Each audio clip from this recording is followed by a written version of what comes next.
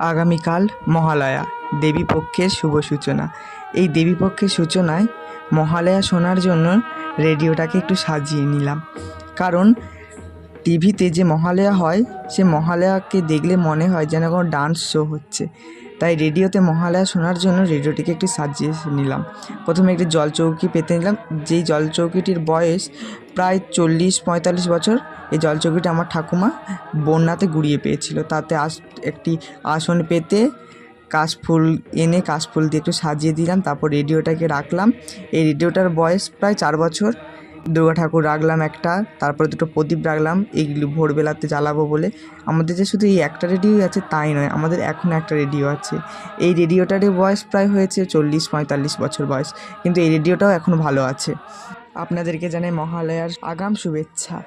দেখা হচ্ছে নেক্সট শটে, তো ততক্ষণের জন্য বাই।